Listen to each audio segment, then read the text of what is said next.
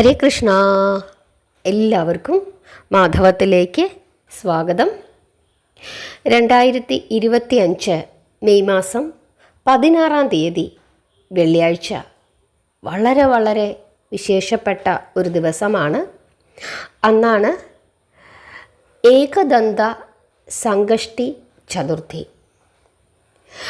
ചതുർത്ഥി തിഥി ആരംഭിക്കുന്നത് 2025 മെയ് മാസം 16 പുലർച്ചെ 4:02 മുതൽ 2025 മെയ് മാസം 17 പുലർച്ചെ 5:13 വരെയാണ്.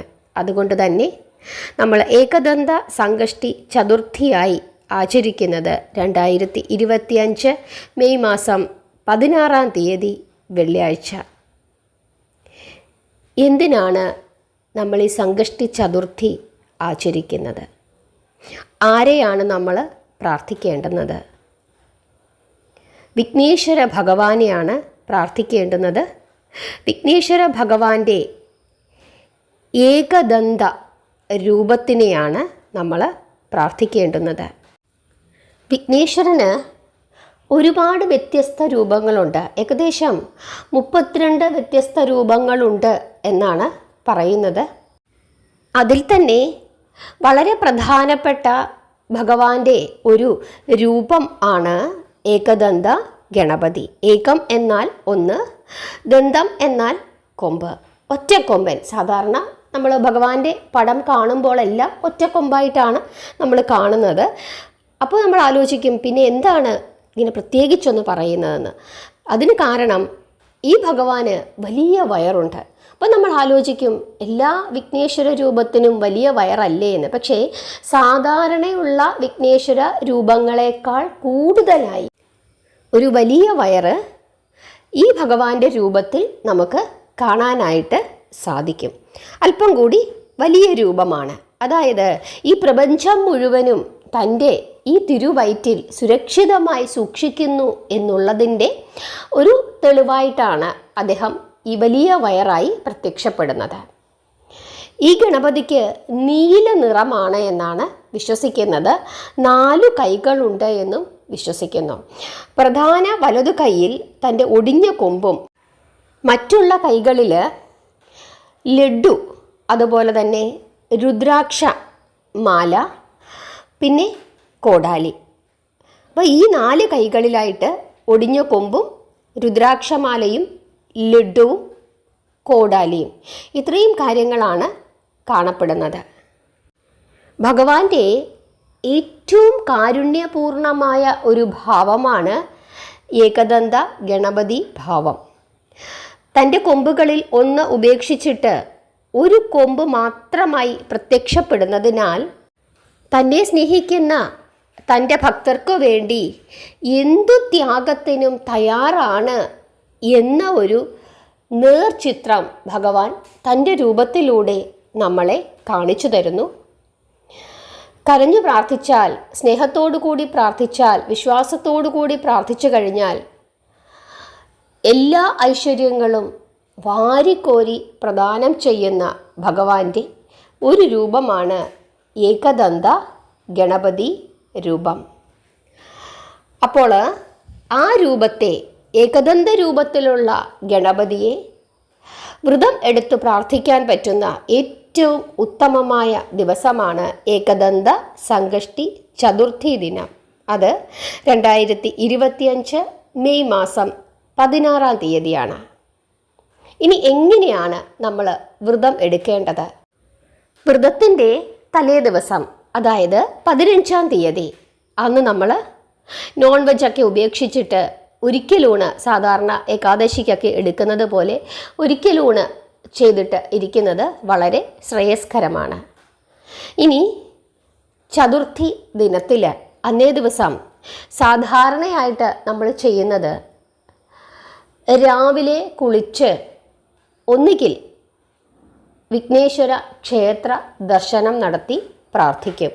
അതല്ല, വീട്ടിലാണ് നിങ്ങൾ പൂജ ചെയ്യുന്നതെങ്കിൽ ഭഗവാന്റെ ഒരു ഫോട്ടോയോ അതല്ലെങ്കിൽ ഒരു വിഗ്രഹമോ എന്താണോ നമ്മുടെ കയ്യിലുള്ളത് അത് ഒരു ചുവന്ന പട്ട് വിരിച്ചിട്ട് അതിൻ്റെ പുറത്തേക്ക് ഭഗവാനെ ഇരുത്തുന്നു. അഭിഷേകം ചെയ്യാൻ സാധിക്കുന്ന വിഗ്രഹമാണെങ്കിൽ നിങ്ങൾക്ക് അഭിഷേകം ചെയ്യാം.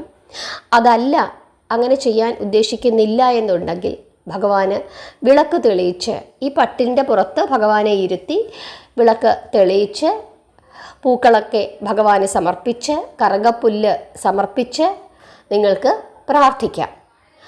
അതുകൂടാതെ ഭഗവാന്റെ നാമങ്ങളൊക്കെ ജപിക്കാം. അതുകൂടാതെ അന്നേ ദിവസം നമ്മൾ നിർബന്ധമായും ചെയ്യേണ്ടുന്ന ഒരു കാര്യം ഭഗവാൻ തന്നെ പറഞ്ഞിട്ടുണ്ട്. അന്നേ ദിവസം നെയ്യിൽ ഉണ്ടാക്കിയ മധുര പലഹാരങ്ങൾ എനിക്ക് നിവേദ്യമായി നൽകണമെന്ന്.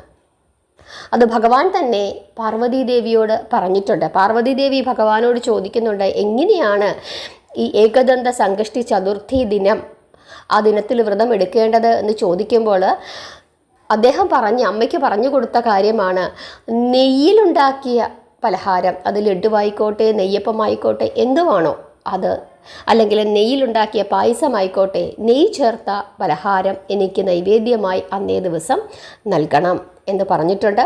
അതുപോലെ അന്നദാനം ചെയ്യണം എന്നും പറഞ്ഞിട്ടുണ്ട്. ഒരാൾക്കെങ്കിലും ഒന്ന് ചോറ് മേടിച്ചു കൊടുക്കാനോ ഒരു ചായയെങ്കിലും മേടിച്ചു കൊടുത്ത് അവരെ ഒന്ന് സന്തോഷിപ്പിക്കാനോ പറ്റുന്നുണ്ടെങ്കിൽ അത് ചെയ്യുക. ക്ഷേത്രത്തിലാണെങ്കിൽ ഒരു അന്നദാനം, അങ്ങനെയൊക്കെ നമുക്കിപ്പോൾ കൊടുക്കാനായിട്ട് പറ്റും. ഒരാളുടെ അന്നദാനം നമുക്ക് ഒരുപാട് പൈസയൊന്നും പെട്ടെന്ന് കൊടുക്കാൻ സാധിക്കുന്നില്ലെങ്കിൽ ഒരാൾക്കുള്ള അന്നദാനം അത് നമുക്ക് ചെയ്യാനായിട്ട് പറ്റും. അത് നിങ്ങൾ ചെയ്യുക. അങ്ങനെയാണ് ചെയ്യേണ്ടുന്നത്. അതുപോലെ പൂർണ്ണ ഉപവാസം, അതാണ് വ്രതം പറയുന്നത്. പൂർണ്ണമായി ഉപവസിക്കാൻ സാധിക്കുന്നെങ്കിൽ ഉപവസിക്കുക.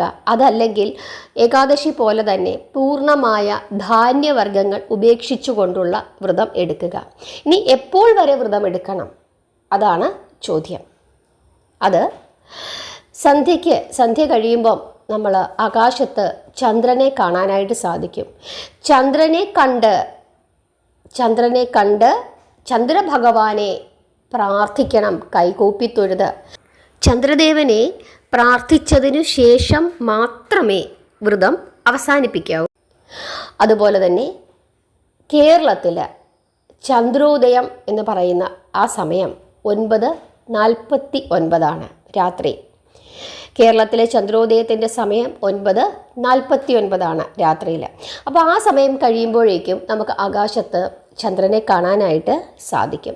ഇനി ഏതെങ്കിലും ഒരു കാരണവശാൽ നമുക്ക് മഴയാണ്, അല്ലെങ്കിൽ മഴക്കാറൊക്കെ വന്ന് മൂടിയിരിക്കുന്നു, നിങ്ങൾക്ക് കാണാൻ സാധിക്കുന്നില്ല, അങ്ങനെ ഉണ്ടെങ്കിൽ ചെയ്യാൻ പറ്റുന്ന ഒരു കാര്യമെന്ന് പറയുന്നത് ഭഗവാൻ മഹാദേവൻ്റെ ആ തിരുമുടിക്കെട്ടിലുള്ള ചന്ദ്രക്കല അത് ആ ഫോട്ടോയിലൊന്ന് ദർശിക്കുകയെങ്കിലും ചെയ്യണം.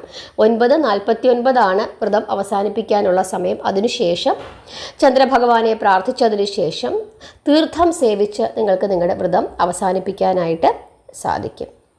ഇങ്ങനെയാണ് വ്രതം അവസാനിപ്പിക്കുന്ന ശരിയായ രീതി. അതുപോലെ തന്നെ അന്നേ ദിവസം വ്രതകഥ കേൾക്കുകയും പറയുകയും ചെയ്യണം എന്നാണ് പറഞ്ഞിരിക്കുന്നത്.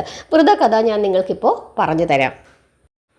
ഞാനിപ്പോൾ പറഞ്ഞ സമയത്ത് നിങ്ങൾ ചന്ദ്രഭഗവാനെ കാണുന്നുണ്ടോ എന്ന് ആകാശത്തേക്ക് നോക്കണം. കുറച്ച് സമയം നിങ്ങളൊന്ന് അതിനുവേണ്ടി ഒന്ന് പരിശ്രമിക്കണം. ഏതെങ്കിലും കാരണവശാൽ കാണാൻ സാധിക്കുന്നില്ല എങ്കിൽ മാത്രമേ മഹാദേവൻ്റെ തിരുമുടിക്കെട്ടിലുള്ള ആ ചന്ദ്രക്കലയെ ദർശിക്കാൻ പാടുള്ളൂ. അതല്ലെങ്കിൽ ആകാശത്ത് തന്നെ ചന്ദ്രഭഗവാനെ കാണാനായിട്ട് ശ്രദ്ധിക്കുക. പിന്നെ മറ്റൊരു കാര്യം, വിശ്വാസികൾ അവർ പറയുന്നത് അന്നേ ദിവസം ഭഗവാന്റെ മുൻഭാഗം മാത്രമേ കാണാൻ പാടുള്ളൂ എന്നാണ്. ഭഗവാന്റെ പുറകുഭാഗം കാണരുത് എന്നാണ് പറയുന്നത്. ഇതൊക്കെ ഓരോ വിശ്വാസത്തിൻ്റെ ഭാഗങ്ങളാണ്. നമ്മൾ ഈ സംകഷ്ടി ചതുർത്ഥി ദിനത്തിൽ ഭഗവാന്റെ പിൻഭാഗം കണ്ടു കഴിഞ്ഞാൽ സാമ്പത്തിക നഷ്ടമുണ്ടാകുമെന്ന് വിശ്വാസികൾ പറയുന്നു. അത് ശാസ്ത്രീയമായി തെളിയിച്ചിട്ടുള്ള കാര്യങ്ങളൊന്നുമല്ല, വിശ്വാസത്തിൻ്റെ ഭാഗമായി പറയുന്നതാണ്. ഭക്തജനങ്ങൾ അങ്ങനെ പറയാറുണ്ട്. അറിയാതെ അവരത് കണ്ടുപോയി കഴിഞ്ഞാൽ അവർ ഭഗവാനോട് മാപ്പപേക്ഷിക്കുകയും ആപത്തുകളൊന്നും കൂടാതെ രക്ഷിക്കണമേ എന്ന്, സാമ്പത്തിക ദുരിതത്തിൽ നിന്നും രക്ഷിക്കണമേ എന്ന് ഭഗവാനോട് പ്രാർത്ഥിക്കുകയും ചെയ്യുന്നതായി കാണാറുണ്ട്. ഇനി സംകഷ്ടി ചതുർത്ഥിയുടെ, ഏകദന്ത സംകഷ്ടി ചതുർത്ഥിയുടെ വ്രതകഥ പാർവതീദേവി തൻ്റെ മകനോട് തന്നെ ചോദിക്കുന്നുണ്ട്, വിനായകനോട് തന്നെ ചോദിക്കുന്നുണ്ട്. പാർവതീദേവി ഗണപതിയോട് ചോദിക്കുകയാണ്, മകനെ, വൈശാഖ മാസത്തിലെ സംകഷ്ടി ചതുർത്ഥി ദിനത്തിൽ എങ്ങനെയാണ് വ്രതം എടുത്ത് പ്രാർത്ഥിക്കേണ്ടുന്നത്?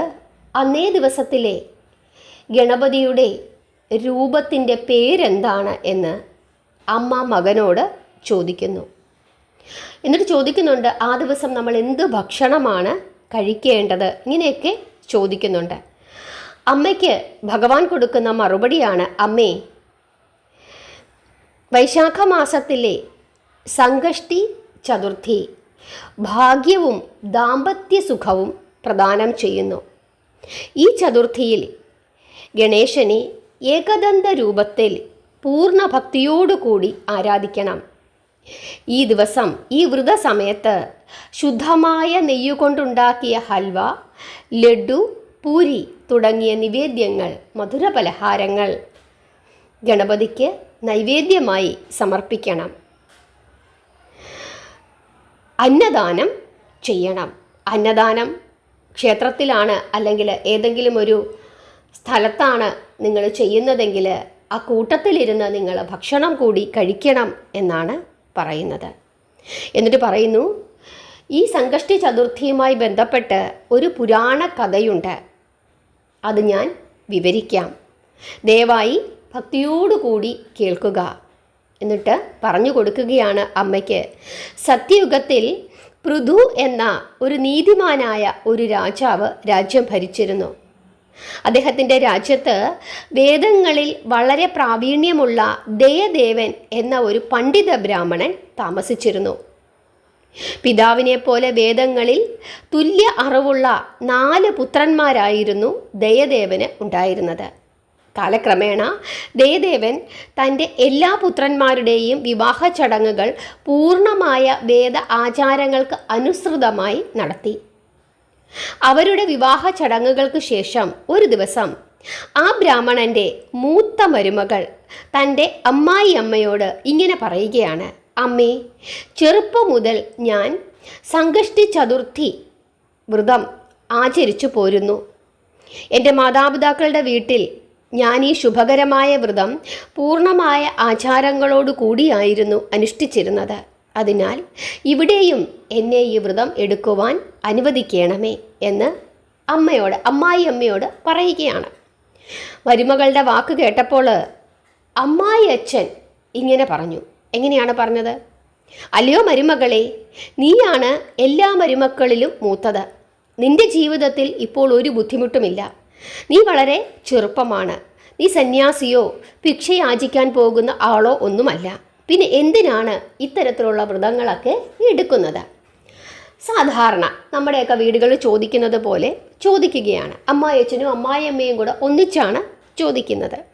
അങ്ങനെ പറഞ്ഞിട്ട് ഇവരെ അതിൽ നിന്നും പിന്തിരിപ്പിക്കാനായിട്ട് ശ്രമിക്കുന്നു. പക്ഷേ ഈ മരുമകൾ ആരുമറിയാതെ രഹസ്യമായി ഈ വ്രതം എടുത്ത് പോന്നു. കാലം കുറേ കടന്നപ്പോൾ ഈ മൂത്ത മരുമകൾ ഗർഭിണിയായി. ഒടുവിൽ അവരൊരു സുന്ദരിയായ പെൺകുഞ്ഞിന് ജന്മം നൽകുന്നു. കുഞ്ഞിൻ്റെ ജനനത്തിനു ശേഷം അവളുടെ അമ്മായിയമ്മ അവളുടെ വ്രത അനുഷ്ഠാനത്തെപ്പറ്റി നിരന്തരം കുറ്റപ്പെടുത്തിക്കൊണ്ടേയിരുന്നു. എപ്പോഴും അങ്ങ് വഴക്ക് പറയും. ഇവർക്ക് വേറെ പണിയൊന്നുമില്ല, എന്തിനാണ് ഇങ്ങനെയൊക്കെ ചെയ്യുന്നത്? ഇങ്ങനെയൊക്കെ പറഞ്ഞ് അമ്മായിയമ്മ നിരന്തരം എതിർത്തുകൊണ്ടിരുന്നു.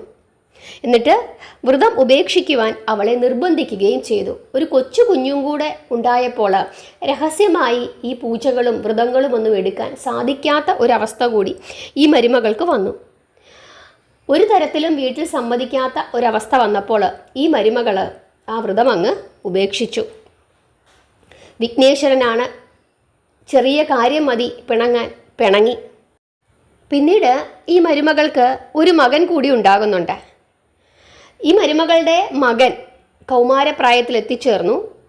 അനുയോജ്യയായ ഒരു പെൺകുട്ടിയുമായി അവൻ്റെ വിവാഹം നിശ്ചയിച്ചു. വിവാഹ ദിവസം വിഘ്നേശ്വരൻ ഒരു പണി ഒപ്പിച്ചു. എന്താണെന്നറിയാമോ? ആ പയ്യനെ അങ്ങ് തട്ടിക്കൊണ്ടുപോയി. കല്യാണ ദിവസമാണ്, എല്ലാവരും വന്നിട്ടുണ്ട്. എല്ലാവരുടെയും മുമ്പിൽ അവരെല്ലാവരും നാണം കെട്ടു. കല്യാണം കഴിക്കാനായിട്ട് ഒരു പെൺകുട്ടി ഒരുങ്ങി വന്നു നിൽക്കുന്നു. അവൾക്കും ബുദ്ധിമുട്ടായി. അവൾ കരയാൻ തുടങ്ങി. ആരാണ് ഈ മകനെ തട്ടിക്കൊണ്ടു പോയത് എല്ലാവരും പരസ്പരം ചോദിക്കുന്നുണ്ട്, പക്ഷേ ആർക്കും അറിയാൻ സാധിക്കുന്നില്ല. അപ്പോഴാണ് ഈ പയ്യൻ്റെ അമ്മയ്ക്ക്, അതായത് ഈ ബ്രാഹ്മണൻ്റെ മൂത്ത മരുമകൾക്ക് ഒരു വെളിപാട് പോലെ തോന്നുന്നത്, ഇതിനെല്ലാം കാരണം ഞാൻ സ്ഥിരമായി എടുത്തുകൊണ്ടിരുന്ന വ്രതം അവസാനിപ്പിച്ചതാണ്, അതുകൊണ്ടായിരിക്കും എൻ്റെ മകനെ കാണാതായത് എന്ന് പറഞ്ഞ് ഈ മരുമകൾ അമ്മായി അച്ഛൻ്റെ അടുത്ത് ചെന്ന് നിന്ന് കരയാനും തുടങ്ങി. എല്ലാവർക്കും വിഷമമായി. ചിലപ്പോൾ അങ്ങനെ ആയിരിക്കാം എന്നൊരു തോന്നൽ എല്ലാവരുടെയും മനസ്സിൽ വന്നു. ആ സമയത്ത് ഈ മകനെ കല്യാണം കഴിക്കാനായിട്ട് വന്നു നിന്ന ആ പെൺകുട്ടിക്കും വലിയ വിഷമമായി. ആ പെൺകുട്ടി എന്തു ചെയ്തു? പിന്നീടുള്ള എല്ലാ ചതുർത്ഥി വ്രതങ്ങളും, പ്രത്യേകിച്ച് സംകഷ്ടി ചതുർത്ഥി വ്രതങ്ങളെല്ലാം തന്നെ എടുക്കാനായിട്ട് തുടങ്ങി. അങ്ങനെ എല്ലാ സങ്കടനാശന ഗണേശ ചതുർത്ഥിയും ആ മരുമകളാകാൻ പോകുന്ന ആ പെൺകുട്ടി പൂർണ്ണ ഉപവാസത്തോടു കൂടി എല്ലാ വ്രതാനുഷ്ഠാനങ്ങളോടും കൂടി എടുക്കുവാൻ തുടങ്ങി. കുറച്ചു കാലം അങ്ങോട്ട് കഴിഞ്ഞപ്പോൾ ആ പെൺകുട്ടിയുടെ വീട്ടിലേക്ക് ഒരു ബ്രാഹ്മണൻ ഭിക്ഷ യാചിച്ചുകൊണ്ട് വരികയാണ്. അപ്പോൾ ആ പെൺകുട്ടി വാതുക്കൽ നിൽപ്പുണ്ട്. പെൺകുട്ടി വിളിച്ചിട്ട് ആ ബ്രാഹ്മണനെ അകത്ത് കൊണ്ടുപോയി ഇരുത്തി അയാൾക്ക് ആഹാരമൊക്കെ കൊടുക്കുന്നു. ആ ബ്രാഹ്മണന് വലിയ സന്തോഷമായി. എന്നിട്ട് ബ്രാഹ്മണൻ എന്ത് വരമാണ് വേണ്ടത് എന്ന് ചോദിക്കുന്നു. അതിനുശേഷം ഈ പെൺകുട്ടി പറയുകയാണ്, എനിക്ക് എൻ്റെ ഭർത്താവിൻ്റെ സാന്നിധ്യം ഉണ്ടാകണം എന്ന് പറയുകയാണ്. ആ സമയത്ത് ഈ ബ്രാഹ്മണൻ തൻ്റെ യഥാർത്ഥ രൂപം ആ പെൺകുട്ടിയുടെ മുമ്പിൽ വെളിവാക്കുന്നു. അത് സാക്ഷാൽ ഗണപതിയായിരുന്നു. അത് കണ്ടപ്പോൾ ഗണപതി ഭഗവാന്റെ തൃപ്പാദങ്ങളിൽ ആ പെൺകുട്ടി വീണ് നമസ്കരിക്കുന്നു. നീ ആഗ്രഹിച്ചത് നിനക്ക് ഉടനെ തന്നെ ലഭിക്കും എന്ന് പറഞ്ഞ് അനുഗ്രഹിച്ചതിന് ശേഷം ബ്രാഹ്മണ രൂപിയായ ആ വിഘ്നേശ്വരൻ, ബ്രാഹ്മണ രൂപത്തിൽ വന്ന ആ വിഘ്നേശ്വരൻ അപ്രത്യക്ഷനാവുകയാണ്. ആ സമയത്ത് മറ്റൊരു കാര്യം നടക്കുന്നുണ്ട്. സോമശർമ്മ എന്ന ബ്രാഹ്മണൻ മറ്റൊരു ബ്രാഹ്മണനാണ്. ആ ബ്രാഹ്മണൻ ഈ പെൺകുട്ടിയുടെ ഭർത്താവായി വരാനുണ്ടായിരുന്ന ആ പയ്യനെ, അയാളെ കാട്ടിൽ വെച്ച് കാണുകയാണ്. എന്നിട്ട് ഇന്ന വീട്ടിലെ കുട്ടിയാണ് എന്ന് മനസ്സിലാക്കിയിട്ട് ഈ പയ്യനെ നഗരത്തിലേക്ക് തിരികെ കൂട്ടിക്കൊണ്ടുവന്നു. ആ നഗരം മുഴുവൻ ആഘോഷിച്ചു. കാരണം കാണാതെ പോയ ആള് തിരിച്ചു വന്നിരിക്കുന്നു. തൻ്റെ ചെറുമകൻ സുരക്ഷിതനായി വന്നത് കണ്ടപ്പോൾ ബ്രാഹ്മണനായ ദയാദേവൻ വളരെയധികം സന്തോഷിച്ചു. അമ്മയും അമ്മായിയമ്മയും എല്ലാവരും തന്നെ വളരെയധികം സന്തോഷിച്ചു. എന്നിട്ട് എല്ലാവരും ആ മകനെ കെട്ടിപ്പിടിച്ചിട്ട് പറഞ്ഞു, ഗണപതിയുടെ കൃപ കൊണ്ടാണ് നഷ്ടപ്പെട്ടു പോയ തൻ്റെ മകനെ, തൻ്റെ ചെറുമകനെ തനിക്ക് തിരികെ കിട്ടിയത് എന്ന് എല്ലാവരും പറഞ്ഞു. അതിനുശേഷം ആ മകനെ വിവാഹം കഴിക്കാനായിട്ട് വന്നിരുന്ന ആ പെൺകുട്ടിയാണ് വ്രതം കൃത്യമായി എടുത്ത് ഭഗവാന്റെ പ്രീതി സമ്പാദിച്ച് ഈ പയ്യനെ തിരികെ കൊണ്ടുവന്നത്. അതുകൊണ്ട് തന്നെ ആ ഭാവി മരുമകൾക്ക് ധാരാളം പുതുവസ്ത്രങ്ങളും ആഭരണങ്ങളുമെല്ലാം അവർ അണിയിക്കുകയാണ്. അതിനുശേഷം ഈ ദയാദേവൻ വളരെ നന്ദിയോടുകൂടി സോമശർമ്മയെ വണങ്ങി. എന്നിട്ട് പറഞ്ഞു, അല്ലയോ പുണ്യാത്മാവേ, അങ്ങയുടെ കൃപയാലാണ് കളഞ്ഞുപോയ, തട്ടിക്കൊണ്ടുപോയ എൻ്റെ ചെറുമകനെ എനിക്ക് തിരിച്ചു കിട്ടിയത്. അതുകൊണ്ട് തന്നെ ഞങ്ങളുടെ കുടുംബം അങ്ങയോട് കടപ്പെട്ടിരിക്കുന്നു എന്ന് പറഞ്ഞതിന് ശേഷം സോമശർമ്മയെ അകത്തേക്ക് ക്ഷണിച്ചിട്ട് അദ്ദേഹത്തിനെ പൂജിച്ചിട്ട് അദ്ദേഹത്തിന് മികച്ച ഭക്ഷണങ്ങൾ വിളമ്പുകയാണ്. വസ്ത്രങ്ങൾ നൽകി ദാനമായി ഒരു പശുവിനെയും കൊടുക്കുന്നു. അങ്ങനെ ഗോദാനമൊക്കെ ചെയ്തതിനു ശേഷം ഒരു പുതിയ വിവാഹ മണ്ഡപം നിർമ്മിക്കുകയും പൂർണ്ണമായ ആചാരങ്ങളോടും പാരമ്പര്യങ്ങളോടും കൂടി ആ വിവാഹ ചടങ്ങ് പൂർത്തിയാക്കുകയും ചെയ്തു. ഈ സംഭവം എല്ലാ നഗരവാസികളെയും വളരെയധികം സന്തോഷിപ്പിച്ചു. ഭാഗ്യവതിയായ പെൺകുട്ടിയും തൻ്റെ ഭർത്താവുമായി വീണ്ടും ഒന്നിച്ച് അവരൊരു ജീവിതം തുടങ്ങാൻ പോവുകയാണ്. അവരാ ജീവിതത്തിൽ വളരെയധികം ആനന്ദം കണ്ടെത്തുകയും ചെയ്തു. ഇതാണ് വിഘ്നേശ്വരൻ അമ്മയ്ക്ക് പറഞ്ഞു കൊടുത്ത വ്രതകഥ. വൈശാഖ മാസത്തിലെ കൃഷ്ണപക്ഷ ഈ ചതുർത്ഥി ഏകദന്ത സംകഷ്ടി ചതുർത്ഥി ശരിയായ ആചാരങ്ങളോടുകൂടി ഭക്തിയോടുകൂടി ആചരിച്ചാൽ ജീവജാലങ്ങളുടെ എല്ലാ ആഗ്രഹങ്ങളും നിറവേറ്റപ്പെടും എന്ന് വിഘ്നേശ്വരൻ പറഞ്ഞു തരുന്നു. ഈ ശുഭകരമായ ഈ അവസരത്തിൽ എല്ലാ പുരുഷന്മാരും സ്ത്രീകളും ഗണേശനെ ആരാധിക്കണം. ഈ കാര്യം ഗണേശൻ തന്നെയാണ് പറഞ്ഞു തരുന്നത്. എന്നിട്ട് വീണ്ടും ഗണേശ ഭഗവാൻ തൻ്റെ അമ്മയോട് പറയുകയാണ്, അമ്മേ, ഈ വ്രതം അനുഷ്ഠിക്കുകയും ഭക്തിയോടുകൂടി പൂജ ചെയ്യുകയും ചെയ്യുന്ന എല്ലാ ഭക്തരുടെയും എല്ലാ വിധത്തിലുള്ള ആഗ്രഹങ്ങളും ഞാൻ സഫലമാക്കി കൊടുക്കും എന്ന് ഭഗവാൻ വിഘ്നേശ്വരൻ പാർവതീദേവിയോട് പറഞ്ഞു കൊടുക്കുന്നു. ഈ കഥ ഒരിക്കൽ ഭഗവാൻ ശ്രീകൃഷ്ണൻ യുധിഷ്ഠിരന് പറഞ്ഞു കൊടുക്കുന്നുണ്ട്. ഈ വ്രതത്തിൻ്റെ മഹാത്മ്യത്തെ പറ്റിയൊക്കെ പറഞ്ഞു കൊടുക്കുന്നു. എന്നിട്ട് പറയുകയാണ് ആര്? സാക്ഷാൽ ശ്രീകൃഷ്ണൻ യുധിഷ്ഠിരനോട്, അല്ലയോ യുധിഷ്ഠിര, ഗണപതിയുടെ ശുഭകരമായ വ്രതത്തിൻ്റെ മഹത്വം ഞാനിപ്പോൾ പറഞ്ഞു തന്നതാണ്. അല്ലയോ രാജാവേ, നിന്റെ ശത്രുക്കളെ നശിപ്പിക്കുവാൻ നീയും ഈ വ്രതം ആചരിക്കണം. ഹരേ കൃഷ്ണ. നിങ്ങൾക്ക് മനസ്സിലായി എന്ന് വിശ്വസിക്കുന്നു. അന്നേ ദിവസം നമ്മൾ പ്രാർത്ഥിക്കേണ്ടുന്ന ഭഗവാന്റെ രൂപം ഏകദന്ത രൂപം. ഓം ഏകദന്തായ നമ എന്ന് 1008 തവണ ജപിക്കാൻ സാധിക്കുന്നുണ്ടെങ്കിൽ അത് വളരെ വളരെ വിശേഷമാണ്. 1008 തവണയെങ്കിലും ജപിക്കുക. അതിനും സാധിക്കുന്നില്ലെങ്കിൽ 108 തവണയെങ്കിലും ജപിക്കുക. ഓം ഏകദന്തായ നമ എന്ന് ജപിക്കാം. ഗണേശ സഹസ്രനാമം ജപിക്കാം. ഇതൊക്കെ മറ്റെന്തെങ്കിലുമൊക്കെ നമുക്ക് നാമങ്ങൾ, നിങ്ങൾക്ക് നിത്യപ്രാർത്ഥനയിൽ ഉൾപ്പെടുത്തുന്ന നാമങ്ങളുണ്ടെങ്കിൽ ആ നാമങ്ങളെല്ലാം തന്നെ അന്നേ ദിവസം ജപിക്കാം. അതുപോലെ തന്നെ ഞാൻ നേരത്തെ ഈ വീഡിയോ ഇടുന്നതിൻ്റെ കാരണം, നല്ല ശുദ്ധമായ നെയ്യ് ഒക്കെ മേടിച്ച് വെച്ചിട്ട് ആ നെയ്യിൽ എന്തെങ്കിലും ഒരു പലഹാരം, പായസമെങ്കിൽ പായസം, അതല്ലെങ്കിൽ ഉണ്ണിയപ്പം, നെയ്യപ്പം, അതല്ലെങ്കിൽ ഹൽവ, നിങ്ങൾക്ക് എന്താണോ ചെയ്യാൻ സാധിക്കുന്നത് അങ്ങനെ ഒരു പ്രസാദം ഉണ്ടാക്കിയിട്ട് അത് ഭഗവാന് നൈവേദ്യമായിട്ട് സമർപ്പിക്കുക. ഇനി ഒന്നും ചെയ്യാൻ സാധിക്കുന്നില്ലെങ്കിൽ അല്പം പഴം ഒന്ന് മുറിച്ചിട്ടിട്ട് അതിനകത്തേക്ക് 2 കൽക്കണ്ടവും അല്പം നെയ്യും ഒക്കെ ഒന്ന് ഒഴിച്ച് അങ്ങനെയെങ്കിലും ഭഗവാന് നൈവേദ്യമായിട്ട് സമർപ്പിക്കുക. വ്രതം എടുക്കാൻ സാധിക്കുന്നില്ല അങ്ങനെയുള്ള ആളുകളാണെങ്കിൽ പോലും അന്ന് നോൺ വെജൊക്കെ ഒന്ന് ഒഴിവാക്കിയിരുന്ന് ഭഗവാനെ പ്രാർത്ഥിക്കുക. ഓം ഏകദന്തായ നമ എന്ന് രാവിലെയും വൈകുന്നേരവും ഒക്കെ പ്രാർത്ഥിക്കുക. നാമം ജപിച്ചുകൊണ്ടേയിരിക്കുക. അന്നത്തെ ദിവസത്തിൻ്റെ പ്രാധാന്യം നിങ്ങൾ മനസ്സിലാക്കിയിട്ട് അതനുസരിച്ചിട്ടൊന്നിരുന്ന് കഴിഞ്ഞാൽ നമ്മുടെ എല്ലാ സാമ്പത്തിക ദുരിതങ്ങളും മാറും എന്ന് പറയുന്നുണ്ട്. അതുപോലെ തന്നെ എല്ലാ കുടുംബജീവിതത്തിലുണ്ടായിരിക്കുന്ന നമ്മുടെ പ്രശ്നങ്ങൾ, അങ്ങനെയുള്ള പ്രശ്നങ്ങളൊക്കെ മാറും. അത് ഭഗവാൻ തന്നെ പറഞ്ഞിട്ടുണ്ട്. കുടുംബജീവിതത്തിൽ പ്രശ്നങ്ങൾ ഉണ്ടാകുന്നുണ്ടെങ്കിൽ അതൊക്കെ മാറ്റും എന്ന് പറഞ്ഞു തന്നിട്ടുണ്ട്. ഭഗവാൻ പറഞ്ഞതാണ് നമ്മളോട്, ഞാനത് മാറ്റിത്തരാം എന്ന് പറയുന്നുണ്ട്. പ്രാർത്ഥിച്ചാൽ മതി നിങ്ങൾ എന്നെ എന്നാണ് പറഞ്ഞിരിക്കുന്നത്. അപ്പോൾ അങ്ങനെയൊക്കെ നിങ്ങളൊന്ന് ചെയ്തു നോക്കുക.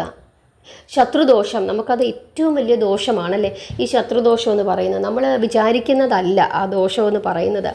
അത് ഈ നമ്മളെ ഉപദ്രവിക്കുന്നു എന്നുള്ളതല്ല. ചിലപ്പോൾ നമ്മളൊന്ന് 4 നേരം നല്ല ആഹാരമൊക്കെ കഴിച്ച് ഒന്ന് സുഖമായിട്ടിരിക്കുന്നതൊന്നും തന്നെ ചിലപ്പം ചിലർക്കൊന്നും അത്രയും ഇങ്ങോട്ട്, നമ്മുടെ ബന്ധുക്കൾക്കായിക്കോട്ടെ, ചിലപ്പോൾ അയലത്തുകാർക്കായിക്കോട്ടെ, ഒന്നും അത്രയൊരു ഇഷ്ടപ്പെടുകയൊന്നുമില്ല. നമ്മളോട് അവരത് നേരിട്ട് പറയുന്നില്ല എന്നേ ഉള്ളൂ. പക്ഷേ നിങ്ങൾ ശ്രദ്ധിച്ചു നോക്കുക, നിങ്ങൾ വളരെ സന്തോഷമായിട്ട് സുഖമായിട്ടൊക്കെ ഇരിക്കുന്ന സമയത്ത് അവരൊന്നും പറയില്ല നമ്മളോട് ഇങ്ങനെ സ്നേഹമായിട്ട് സന്തോഷമായിട്ടൊക്കെ ഇരിക്കും. പക്ഷേ ഒരു ചെറിയ ഒരു വീഴ്ച നമുക്കുണ്ടായിക്കഴിഞ്ഞാൽ, ഇപ്പോൾ നമ്മുടെ കുഞ്ഞുങ്ങൾക്കോ അതല്ലെങ്കിൽ നമുക്കോ ഒക്കെ ഒരു വീഴ്ച ഉണ്ടായിക്കഴിഞ്ഞാൽ അപ്പോഴാണ് നമുക്ക് ഈ ശത്രുക്കളെ മനസ്സിലാക്കാനായിട്ട് സാധിക്കുന്നത്. അത്രയും നാളും വളരെ സ്നേഹത്തോടു കൂടി ചിരിച്ചൊക്കെ നിന്നിരുന്ന ആളുകൾ പെട്ടെന്ന് തന്നെ നമ്മളെ കുറ്റം പറയാൻ ഒരു ശ്രമം നടത്തുന്നതായിട്ട് നമുക്ക് കാണാനായിട്ട് സാധിക്കും. ഇപ്പം നമ്മുടെ കുഞ്ഞൊരു നല്ല ഒരു ബൈക്ക് മേടിച്ചു എന്ന് കരുതുക. നമുക്കിപ്പോൾ അത്യാവശ്യം സാമ്പത്തികമൊക്കെ ഉണ്ട്, നമ്മളൊരു ബൈക്ക് അവന് മേടിച്ചു കൊടുത്തു. നമ്മുടെ ബന്ധുക്കളും അതുപോലെ തന്നെ നമ്മുടെ ചുറ്റുപാടുമുള്ള ആളുകളൊക്കെ കൊള്ളാം, നല്ല ബൈക്ക്, എത്ര രൂപയായി, ഇത്ര രൂപയായി, കുഴപ്പമില്ല, കുഞ്ഞിനല്ലേ, ഇങ്ങനെയൊക്കെ പറഞ്ഞ് നമ്മളെ ഒന്ന് സന്തോഷിപ്പിച്ചിട്ട് ഒക്കെ അങ്ങ് പോകും. അല്ലാതെ അവർ പെട്ടെന്ന് നമ്മുടെ മുമ്പിൽ വെച്ചിട്ട് കുറ്റമൊന്നും പറയത്തില്ല. പക്ഷേ തീർച്ചയായിട്ടും വീട്ടിൽ ചെന്നിരുന്ന് ഇപ്പോൾ ഇത്രയും രൂപയുടെ ബൈക്കൊന്നും മേടിച്ചു കൊടുക്കേണ്ടുന്ന ആവശ്യമില്ലായിരുന്നു എന്ന് പറയും. ഇത് കേൾക്കുമ്പോൾ നിങ്ങൾക്കും മനസ്സിലാവും, നിങ്ങളും ഇതുപോലെ തന്നെ വീട്ടിൽ വന്നിരുന്ന് പറയുന്ന ആളുകളാണ്. അങ്ങനെ പറയുന്നുണ്ടെങ്കിൽ അത് നിർത്തുക. അതിന് വേണ്ടിയിട്ടാണ് ഈ പറയുന്നത്. അതിനുശേഷം ഈ കുഞ്ഞ് നല്ല കുഞ്ഞായിരിക്കും, അല്ലെങ്കിൽ ഇച്ചിരി കുസൃതിയുള്ള കുഞ്ഞായിരിക്കും, എന്തോ ആയിക്കോട്ടെ, ഈ ബൈക്കും കൊണ്ട് പോയി ഈ കുഞ്ഞിന് എന്തെങ്കിലും ഒന്ന് ബൈക്ക് മറിയുകയോ അല്ലെങ്കിൽ എവിടെയെങ്കിലും ഒന്ന് തട്ടുകയോ എന്തെങ്കിലും ഒന്ന് ചെയ്തു കഴിഞ്ഞാൽ ഈ നല്ലതാണ് എന്ന് നമ്മളോട് പറഞ്ഞ ആളുകൾ അതിൻ്റെ 10 മടങ്ങ് ശക്തിയോടുകൂടി നമ്മളെ വിമർശിക്കാൻ തുടങ്ങും. വല്ല കാര്യമുണ്ടായിരുന്നു, അല്ലെങ്കിലും ആ ചെറുക്കൻ ഇച്ചിരി ചാട്ടം കൂടുതലാണ്, അവനിച്ചിരി സ്പീഡ് കൂടുതലാണ്, കാശിൻ്റെ അഹങ്കാരമാണ്, പെട്ടെന്ന് തന്നെ നമ്മളെ കുറ്റം പറയുന്നതായിട്ട് നമുക്ക് കാണാനായിട്ട് സാധിക്കും. നമ്മളും പറയാറുണ്ട്. അല്ലാതെ നമ്മളെ മാത്രമല്ല, നമ്മളും പറയും. അപ്പോൾ ഒരു വീഴ്ച നമുക്ക് വരുമ്പോൾ നമ്മളെ ആക്രമിക്കാനായി 10,000 പേര് നമ്മുടെ ചുറ്റും കൂടി നിൽക്കുന്നതായിട്ട് നമുക്ക് കാണാനായിട്ട് സാധിക്കും. നമുക്കൊരു നല്ല കാലം വരുമ്പോൾ ചിരിക്കും, പക്ഷെ ഉള്ളാലെ അവരിപ്പോൾ അങ്ങ് നന്നായി, ഇപ്പോൾ എന്താ കുഴപ്പം, ഇപ്പോൾ പൈസയൊക്കെ ആയി, പണ്ട് കഷ്ടപ്പെട്ട് കിടന്നതായിരുന്നു, ഇപ്പം നല്ല കാലമായി, അതിലാരും സന്തോഷിക്കത്തില്ല. ഉള്ളിൻ്റെ ഉള്ളിൽ അല്പം വിഷമത്തോടു കൂടിയൊക്കെ തന്നെയാണ് ആ കാര്യം ആലോചിക്കുന്നത് തന്നെ. ഇതൊക്കെയാണ് ഒരു ശത്രുത. അതുകൊണ്ടാണ് നമുക്കൊരു ആപത്ത് വരുമ്പോൾ, ഒരു വീഴ്ച വരുമ്പോൾ ഓടി വന്ന് നമ്മളെ ആശ്വസിപ്പിക്കുന്നതിന് പകരം മാറി നിന്നിട്ട് ഇങ്ങനെ കുറ്റം പറയുന്നത്. ആ കുറ്റം പറയുന്ന കൂട്ടത്തിൽ നമ്മളെല്ലാവരും ഉണ്ട്. നമ്മളാരും അതിൽ നിന്നും ഒട്ടും പുറകോട്ട് പോകുന്നവരല്ല. അപ്പം നമ്മളാണ് ശത്രുക്കൾ. ആ ശത്രുദോഷം നമ്മളെ ബാധിക്കാതിരിക്കാൻ നമ്മൾ എന്താ ചെയ്യേണ്ടത്? ഇങ്ങനെയുള്ള വ്രതങ്ങളൊക്കെ എടുക്കുന്നത് മാത്രമല്ല, നമ്മുടെ ഉള്ളിലുള്ള ഇതുപോലുള്ള ആസുര ശക്തികളെ, വിശ്വാസങ്ങളെ, നമ്മുടെ മനസ്സിലുള്ള ഇതുപോലുള്ള ദുഷ്ടചിന്തകളെ, മറ്റുള്ളവരെ കുറ്റം പറയാനുള്ള ആ പ്രവണതകളെ നമ്മൾ ഒഴിവാക്കുക. ഇവിടെ ആ മരുമകൾ വ്രതമെടുത്തപ്പോൾ അമ്മായിയച്ഛനും അമ്മായിയമ്മയും കൂടെ എന്താണ് പറഞ്ഞത്? നീ ഇപ്പോൾ സന്യാസത്തിന് പോവാൻ പോവുകയാണോ? നീ നിൻ്റെ ജീവിതം ആസ്വദിക്ക്, നീ ചെറുപ്പമല്ലേ എന്നൊക്കെ പറഞ്ഞതായിട്ട് നമ്മൾ കേട്ടു. നമ്മുടെ വീട്ടിലും നമ്മളോട് എത്ര പേരങ്ങനെ പറഞ്ഞിട്ടുണ്ട്? നമ്മൾ സ്ഥിരമായി അമ്പലത്തിൽ പോകുമ്പോൾ, നാമം ജപിക്കുമ്പോൾ, അല്ലെങ്കിൽ ഏകാദശി പോലെയുള്ള വ്രതങ്ങൾ എടുക്കുമ്പോൾ ഇതിൻ്റെ ആവശ്യം ഇപ്പോൾ ഉണ്ടോ എന്ന് ചോദിക്കുന്ന, അല്ലെങ്കിൽ ഒരിക്കലെങ്കിലും അങ്ങനെയുള്ളൊരു കുറ്റപ്പെടുത്തലുകൾ കേൾക്കാത്ത ആരും തന്നെ ഉണ്ടാകില്ല. അതൊക്കെ ഈ ലോകത്ത് നടക്കുന്നതാണ് എന്നാണ് ഭഗവാനും നമുക്ക് പറഞ്ഞു തന്നിരിക്കുന്നത്. അതുകൊണ്ട് നിങ്ങളോട് എല്ലാവരോടുമായി എനിക്ക് പറയാനുള്ള ഒരേ ഒരു കാര്യമേ ഉള്ളൂ. മറ്റുള്ളവരുടെ കാര്യത്തിൽ അനാവശ്യമായി അഭിപ്രായം പറയാതിരിക്കുക. നമ്മൾ മറ്റൊരാളുടെ കുറ്റം പറയുമ്പോൾ യഥാർത്ഥത്തിൽ അവർക്ക് കുറ്റങ്ങൾ ഉണ്ടാകാം, എങ്കിലും നമ്മൾ അവരെ വിമർശിക്കുമ്പോഴും നമ്മൾ അവരുടെ ചെറിയ വീഴ്ചകളിൽ ഒരു ചെറിയ ആനന്ദം നമ്മുടെ ഉള്ളിൻ്റെ ഉള്ളിൽ കിട്ടുമ്പോഴും നമ്മളത് ആസ്വദിക്കുമ്പോഴും നമ്മൾ ആലോചിക്കുക, നാളെ അവർക്കും ഇതുപോലെയുള്ളൊരവസരം ഈശ്വരൻ കൊടുക്കും. അതുകൊണ്ട് ആരെയും കുറ്റം പറയാതിരിക്കുക, ആരുടെയും വീഴ്ചയിൽ സന്തോഷിക്കാതിരിക്കുക. ചിലർക്ക് അപ്പുറത്തെ വീട്ടിലെ പയ്യന് ഗൾഫിലായിരുന്നു ജോലി, അവൻ്റെ ജോലി നഷ്ടപ്പെട്ട് വീട്ടിൽ വന്നിരിക്കുമ്പോൾ അവനിപ്പം ജോലിക്ക് പോകുന്നില്ല. ആ കാര്യം 10 പേരോട് ഫോൺ വിളിച്ച് പറഞ്ഞില്ലെങ്കിൽ ഒരു മനസ്സിന് ആകെപ്പാടൊരു വിമിഷ്ടമാണ്. അപ്പുറത്തെ വീട്ടിലെ ലളിതയുടെ മോനിപ്പം പണിയൊന്നുമില്ല കേട്ടോ, അവൻ കുറേ നാളായി ഇവിടെ വന്നിരിക്കുന്നു, ഇപ്പം ജോലിക്കൊന്നും പോകുന്നില്ല, ഇങ്ങനെ പറയും. അത് സത്യമാണ് നമ്മൾ പറഞ്ഞത്, എങ്കിലും അത് പറയുമ്പോൾ നമ്മുടെ ഉള്ളിൽ ചെറിയൊരു സന്തോഷമുണ്ട് അല്ലേ? പക്ഷേ നിങ്ങൾ ആലോചിക്കുക, കുറച്ച് കാലം കഴിയുമ്പോൾ അത് തിരിച്ചടിക്കും. വ്രതങ്ങളും പ്രാർത്ഥനകളുമൊക്കെ നമ്മൾ എടുക്കുമ്പോൾ നമ്മുടെ ഉള്ളിലുള്ള ആ ശത്രുതാ മനോഭാവം കൂടി മാറേണ്ടതായിട്ടുണ്ട്. എങ്കിൽ മാത്രമേ നമ്മിലേക്ക് ഉള്ള മറ്റുള്ളവരുടെ ശത്രുത ഇല്ലാതിരിക്കത്തുള്ളൂ. അതുകൊണ്ട് സർവ്വവിധ ഐശ്വര്യങ്ങളും ലഭിക്കുന്നതിനു വേണ്ടിയും നമ്മുടെ ആഗ്രഹങ്ങളുടെ ഒരു പൂർത്തീകരണത്തിന് വേണ്ടിയും ഭഗവാൻ വിഘ്നേശ്വരനെ ഈ സംകഷ്ടി ചതുർത്ഥി ദിനത്തിൽ ഏകദന്ത രൂപത്തിൽ വ്രതം അനുഷ്ഠിച്ച് പ്രാർത്ഥിക്കുക. നാമജപം നമ്മുടെ ജീവിതത്തിൻ്റെ ശീലമാക്കുക. എല്ലാവരെയും ഭഗവാൻ അനുഗ്രഹിക്കട്ടെ. നിങ്ങൾക്ക് മനസ്സിലായി എന്ന് വിശ്വസിക്കുന്നു. ഞാൻ പറഞ്ഞ കാര്യങ്ങളൊക്കെ തന്നെ നിങ്ങൾ നിങ്ങളുടെ മനസ്സിൽ വെച്ചുകൊള്ളുക. തീർച്ചയായിട്ടും അത് നിങ്ങൾക്ക് പ്രയോജനം ചെയ്യും. എല്ലാവരെയും ഭഗവാൻ അനുഗ്രഹിക്കട്ടെ. ഹരേ കൃഷ്ണ.